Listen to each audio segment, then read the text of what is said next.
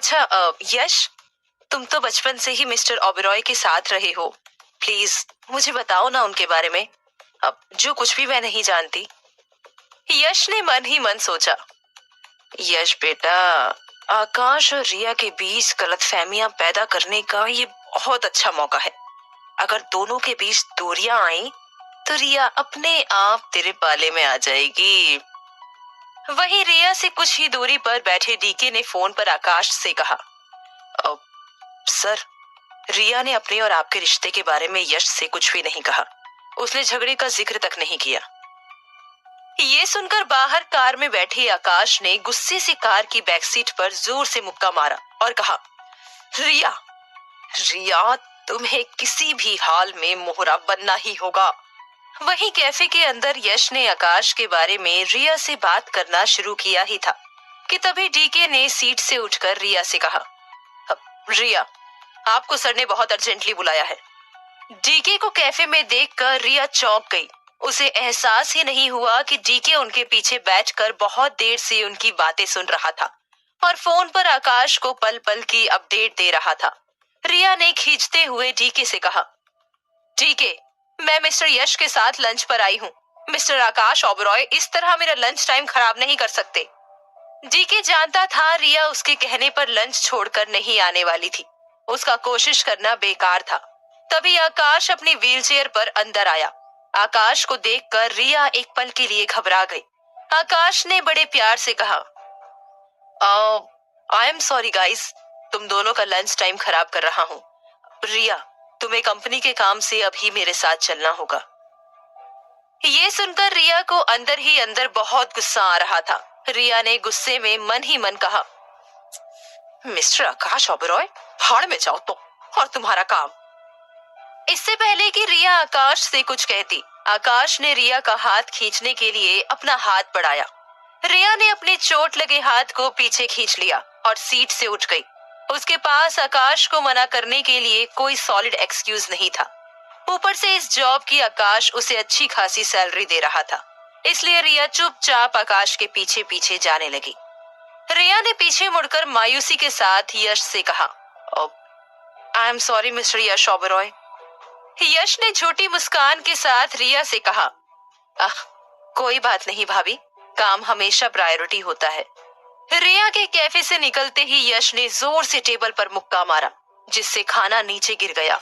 यश ने गुस्से में कहा, आज तुमने अपनी कब्र खोदने का मौका मुझसे फिर छीन लिया आकाश। अब फेमस डाइनिंग रेस्टोरेंट में आकाश और डीके रिया के साथ बैठे हुए थे। काफी देर से टेबल पर लंच सर्व हो चुका था। जहां डीके और आकाश लंच करने में बिजी थे, वहीं रिया आकाश के चेहरे को देखे जा रही थी। रिया ने खींचते हुए आकाश से कहा, मिस्टर ओबेरॉय, आपने कहा था हम कंपनी के काम से जा रहे हैं, लेकिन मुझे यहाँ खाने के अलावा और कोई काम नजर नहीं आ रहा। आकाश ने रिया को बिना देखे कहा, रिया, रिया, सफर कैफे के मुकाबले यहाँ खाना बहुत डिलीशियस मिलेगा। स्पेशली यहाँ की मशरूम करी बहुत पॉपुलर है, ट्राई करके देखो। ये सुनकर रिया को बहुत गुस्सा आ गया। रिया को लगा शायद उसने आकाश ओबेरॉय को लंच करने के लिए मना करके उसका ईगो हर्ट किया है, इसीलिए आकाश उसे यश के साथ लंच के बीच से उठा कर ले आया। रिया को आकाश की दकियानूसी पर गुस्सा आया। रिया ने गुस्से में सीट से उठते हुए कहा, मिस्टर ओबेरॉय, मुझे खाना नहीं खाना है और मैं ऑफिस वापस जा रही हूँ। रिया सीट से उठी ही थी कि आकाश ने गुस्से में चिल्लाकर उससे कहा, रिया कपूर, तुम्हारी हिम्मत कैसे हुई आकाश ओबेरॉय को मना करने की? एक मामूली सी असिस्टेंट हो तुम, अपनी हद पार मत करो और चुपचाप अपनी सीट पर बैठ जाओ। ये सुनकर रिया के पैर जम गए। रिया ने देखा रेस्टोरेंट में सभी लोग उसे ही देख रहे थे। रिया कांपते हुए अपनी सीट पर बैठ गई और उसकी आंखों से आंसू आने लगे। रेस्टोरेंट में सभी की नजर रिया पर थी। डीके को भी इस बात का एहसास हो गया कि आकाश ने रिया पर इस तरह सबके सामने चिल्लाकर ठीक नहीं किया।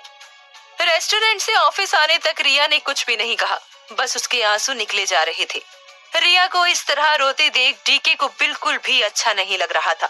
ऑफिस पहुंचकर डीके ने रिया से कहा, रिया, मैं आपसे सर की तरफ से माफी मांगता हूँ। आप प्लीज रोना बंद कीजिए।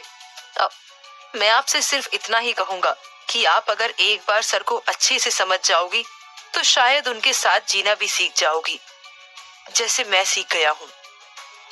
रिया ने डीके से कहा, समझना ही तो चाह रही हूँ डीके। आखिर आकाश ओबरॉय है कौन? कभी पत्थर बन जाता है, कभी पानी तो कभी आग। डीके ने रिया को दिलासा दिलाते हुए कहा, आप जल्द ही उन्हें समझ जाओगी। रिया ने डीके से कहा, किसी इंसान को समझा जा सकता है डीके, बहती हवा को नहीं। ना जाने ये कब रुख बदल ले। डीके को इस मामले में ज्यादा कुछ कहने का हक नहीं था, इसलिए वो रिया को वहीं असहाय छोड़कर आकाश के केबिन में चला गया। अंदर आकाश अपने केबिन में बैठा हुआ था। उसके दिमाग में रिया का रोता हुआ चेहरा बार बार घूम रहा था। आकाश को बिल्कुल भी एहसास नहीं था कि उसके चिल्लाने का रिया पर इतना गहरा असर होगा। उसे ये भी समझ नहीं आ रहा था कि आखिर क्यों वो बेवजह ही रिया पर चिल्लाया। क्या हक था उसे रिया पर इस तरह सबके सामने चिल्लाने का। आकाश ने गुस्से में हाथ में पकड़ी पेन को जकड़ लिया और उसके हाथों से खून आने लगा। तभी डीके अंदर आया और उसने देखा आकाश के हाथ से खून आ रहा था। डीके ने आकाश के हाथ से पेन वापस लिया और उसके हाथ में बैंडेज किया। वहीं बाहर केबिन में बैठी रिया के दिमाग में आकाश की चीखने की आवाज घर कर गई थी। आकाश की कर्कश आवाज रिया को बार बार यही एहसास दिला रही थी कि वो एक मामूली सी असिस्टेंट के अलावा और कुछ भी नहीं। रिया ने मन ही मन कहा, रिया, अगर तू आकाश के लिए जरा सा भी मायने रखती तो वो कल तुझे इतनी बेरहमी से घायल नहीं करता और ना ही आज रेस्टोरेंट में सबके सामने तुझे बेइज्जत करता। तुझे आकाश के बारे में किसी से कुछ जानने की जरूरत नहीं है, शैतान है वो। और फिर रिया के दिमाग के किसी कोने में डीके की आवाज गूंजी, जो रिया को बताने की कोशिश कर रही थी कि वो जल्द ही आकाश को समझ जाएगी। रिया समझने की कोशिश करने लगी कि आखिर कल पार्टी में ऐसा क्या हुआ था जिसके बाद आकाश अचानक ही उस पर बिफर गया और उसे चोट पहुंचाने लगा। कुछ देर सोचने के बाद रिया को महसूस हुआ कि जब जब उसने यश के करीब जाने की कोशिश की है तब तब आकाश ने उसे चोट पहुंचाने की कोशिश की है। रिया ने मन ही मन कहा, इसका मतलब है उसे मेरा यश के पास जाना पसंद नहीं है।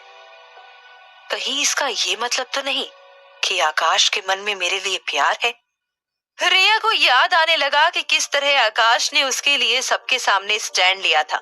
रिया को याद आने लगा कि आकाश ने उसे उसके पसंद की साड़ियां गिफ्ट की थी। आकाश की इन यादों ने रिया की सोच को और बल दिया।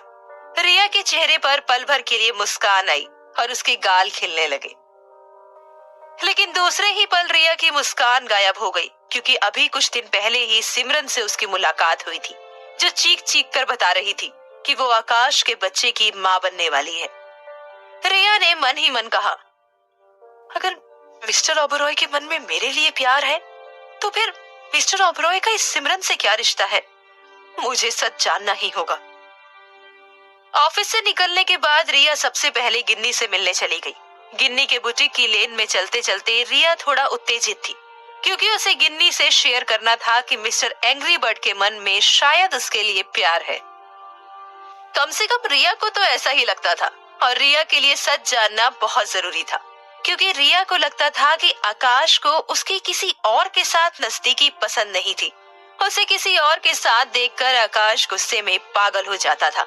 गिन्नी के बुटीक पहुंचते ही रिया ने देखा गिन्नी बुटीक में नहीं थी। रिया ने बुटीक में बैठी बुटीक की स्टाफ से पूछा, गिन्नी कहाँ है? स्टाफ ने रिया से कहा, दीदी, आपको नहीं पता? गिन्नी दीदी तो छुट्टी मना रही हैं। रिया ने चौंकते हुए कहा, छुट्टी मना रही है? कहाँ और किसके साथ? स्टाफ ने रिया से कहा, अब वो तो पता नहीं, आपने फोटोग्राफ नहीं देखी दीदी की सोशल मीडिया पर? रिया समझ गई थी कि गिन्नी अपने बॉयफ्रेंड के साथ छुट्टी पर गई है। रिया ने जल्दी में अपना फोन निकालकर अपना इंस्टाग्राम चेक किया। रिया ने देखा गिन्नी ने खाना खाते हुए फोटोग्राफ्स डाली हुई थी, लेकिन एक भी फोटो में गिन्नी का बॉयफ्रेंड नहीं था। रिया ने फोन अपनी जेब में रखते हुए मायूसी से मन ही मन कहा, क्या यार गिन्नी, तू ही इस आकाश और सिमरन के रिश्ते का सच पता कर सकती थी, और तू ही गायब है। अब कैसे पता करूं इन दोनों के बीच क्या रिश्ता है? गिन्नी पूरे शहर भर के लड़के लड़कियों की रोमांटिक रिलेशनशिप की डिटेल्स रखती थी और पता कर सकती थी कि किसका किसके साथ अफेयर चल रहा है। लेकिन इस वक्त गिन्नी शहर में नहीं थी। रिया मायूस होकर बुटीक से चली गई। वहीं अनीता गिल आज ही अपने यूरोप ट्रिप से वापस आई थी। गिल हाउस के किचन में अनीता वेजिटेबल सूप बना रही थी। पीछे से आकर सिमरन ने अनीता को खुशी से गले लगा लिया। अनीता ने बर्नर में रखे सूप में से एक चम्मच सूप निकालकर सिमरन को खिलाते हुए कहा, टेस्ट कर, स्पेन से सीखकर लाई हुई एक खास सूप की रेसिपी। सिमरन ने सूप टेस्ट करते हुए कहा, दादी बहुत डिलीशियस है। लगता है आप ट्रिप से बहुत सारी रेसिपी सीख कर लाई हो। कैसी रही आपकी ट्रिप? अनीता ने खुशी के साथ कहा, शानदार रही, बहुत मजे किए इस ट्रिप पर। सिमरन किचन स्लैब पर बैठ गई और उसने अनजान बनते हुए अनीता से कहा, दादी आकाश के दादू मोहन ओबरॉय काफी जल्दी वापस आ गए थे ट्रिप से। अनीता ने मायूसी से कहा, बहुत बोरिंग है मोहन, छुट्टी मनाने साथ आया था। उसे बिजनेस की पड़ी थी और आकाश की शादी की पड़ी थी। जब शादी इतनी ही जरूरी थी तो ट्रिप पर आने की क्या जरूरत थी? सिमरन ने अनीता से उत्तेजित होकर कहा, दादी शादी बिल्कुल भी जरूरी नहीं थी और मैं तो बिल्कुल भी नहीं चाहती थी कि ये शादी हो, क्योंकि मैं आकाश से शादी करना चाहती हूँ। ये सुनकर अनीता चौंक गई और कहा, ये तू क्या बेकार की बातें कर रही है सिमरन? सिमरन ने तुरंत जवाब देते हुए कहा, मैं ठीक कह रही हूँ। वैसे भी आकाश ने एक अनपढ़ और लो स्टैंडर्ड लड़की से शादी की है। आकाश बेहतर डिजर्व करता है। अनीता ने सिमरन से कहा, आकाश की शादी हो चुकी है, फिर वो तुझसे क्यों शादी करेगा? सिमरन ने अनीता से कहा, दादी आकाश और मेरे बीच बहुत कुछ हो चुका है। वैसे भी आकाश इस शादी से खुश नहीं है, उसने मजबूरी में शादी की है। अनीता ने चौंकते हुए सिमरन से कहा, ये तो क्या बके जा रही है? भला आकाश क्यों ऐसे मजबूरी में शादी करेगा? सिमरन ने अनीता से कहा, दादी आपको नहीं पता, ओबरॉय की कपूर के साथ शादी की डील हुई थी। डील को पूरी करने के लिए ही आकाश ने मजबूरी में शादी की है। अनीता ने सिमरन को समझाने के लहजे में कहा, बेटा तू तो जानती ही है आकाश से शादी करके कितनी मुश्किलें हैं। मैं इस शादी को सपोर्ट नहीं करूंगी। सिमरन ने गुस्से में किचन ड्रॉर से डिनर प्लेट्स निकाली और एक के बाद एक जमीन पर तोड़ने लगी और फिर अनीता से कहा, दादी आकाश जैसा भी हो मुझे उससे शादी करनी है। आप आकाश के दादू से बात करोगी ना? अनीता ने असहाय होकर सिमरन से कहा, प्लेट्स तोड़ना बंद कर, मैं बात करती हूँ मोहन से। ये सुनकर सिमरन ने प्लेट्स तोड़ना बंद किया और दादी को गले लगाकर कहा, थैंक यू दादी, और सॉरी मैंने सारी डिनर प्लेट्स तोड़ दी। अब हम डिनर कैसे करेंगे? इतना कहकर सिमरन किचन से चली गई। अनीता किचन में असहाय खड़ी थी। क्या सिमरन आकाश और रिया की शादी तुड़वा देगी? क्या रिया आकाश और सिमरन के रिश्ते का सच जान पाएगी? क्या आकाश रिया को मोहरा बनाकर इस्तेमाल करता रहेगा? जानने के लिए सुनते रहिए बंदनी।